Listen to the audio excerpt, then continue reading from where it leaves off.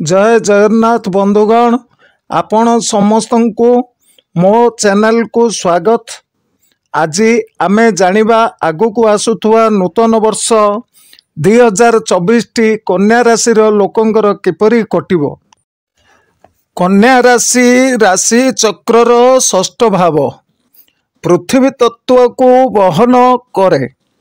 April 2023 ठारू मई 2024 पर्यंत अष्टमस्थ बृहस्पति राहुंक कारण यही राशिजात व्यक्ति बाधा विघ्न गति करिवे। बहु दुखद घटना घटिवा व्यक्तिगत जीवन एवं वृत्तिगत जीवन रे अघटनर सम्मुखीन हेबे।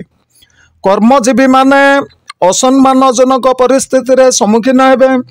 व्यक्तिगत जीवन रे मध्य निंदा उपमान मध्य मिलिबा संभावना, किंतु षष्ठस्थ शनि जोगु कौनसी प्रकार निजको संभाली पारिबे।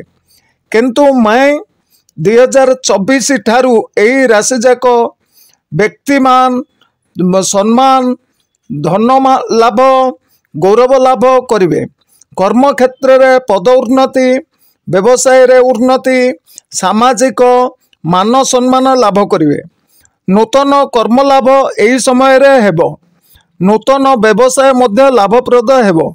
जून 29 ठारू नवेम्बर 15 मध्य षष्ठस्थ शनि बक्री हेबो। एही समय रे निजर एवं परिवार व्यक्ति प्रति स्वास्थ्य समस्या वृद्धि होई पारे।